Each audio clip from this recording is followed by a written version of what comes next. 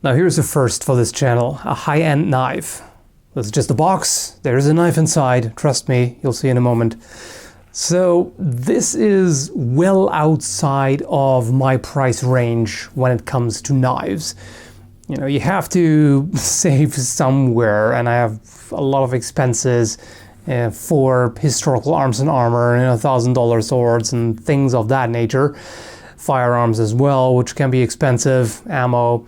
So for knives, I tend to stick to the $50 or $50 to $100 range, which isn't a whole lot. I mean, you can get decent knives for that price, no doubt about it. But this one here is 500 euros. So not something I would generally buy. And I didn't.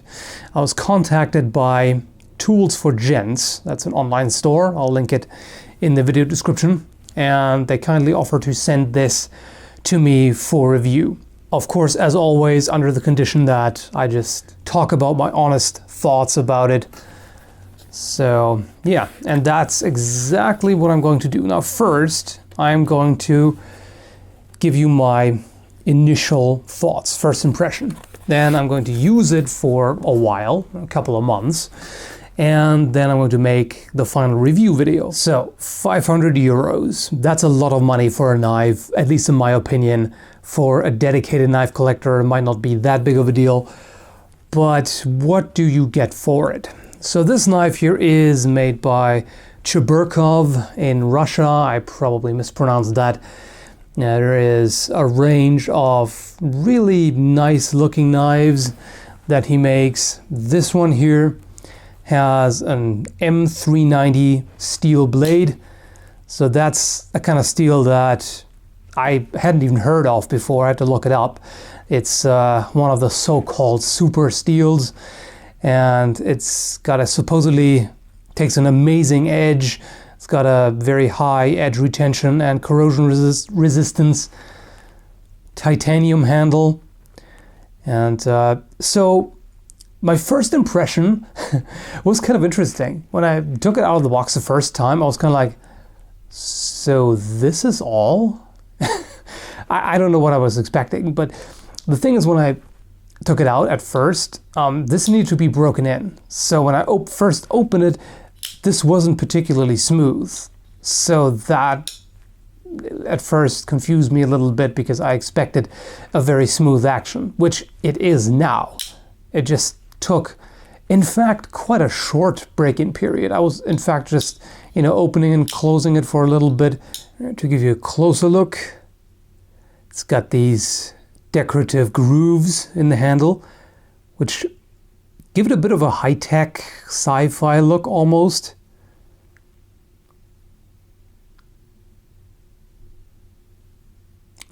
These screws here, I'm guessing, are anodized.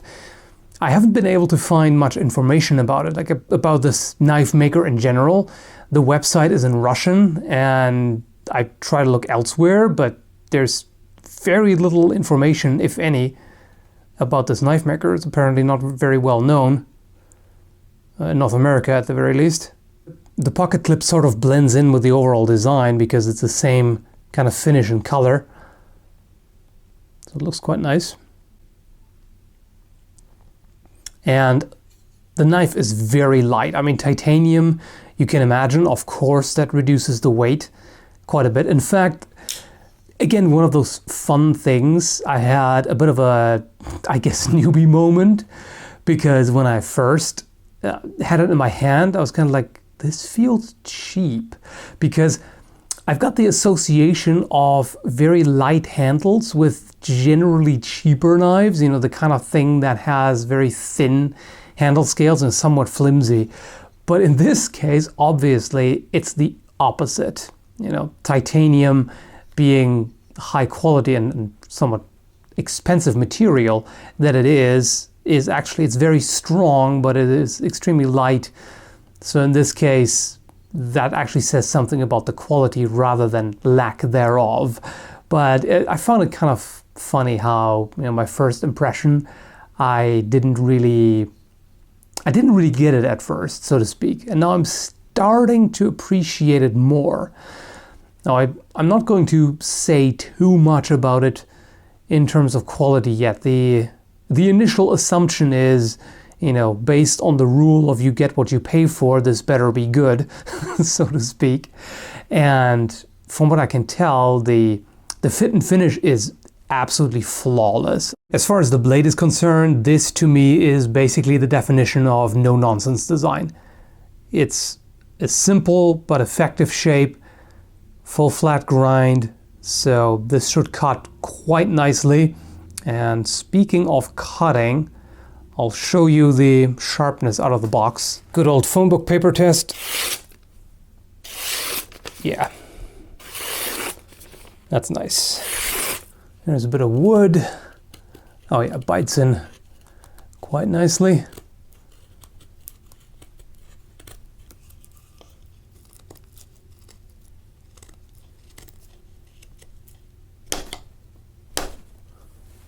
Not bad at all. So is there anything that bothers me about it so far? Well, the handle scales could be a little less smooth.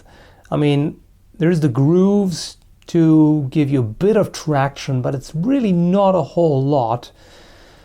And even though the shape is good, and it feels good in the hand and all, it's a little bit more slippery than I personally like. Now, this may very well be an artifact of my first impression when I took it out of the box, and this was rather stiff. So I actually had to kind of claw into the pocket clip with my fingers to even get this open, because there was quite a bit of resistance before it broke in. So that felt a lot more slippery.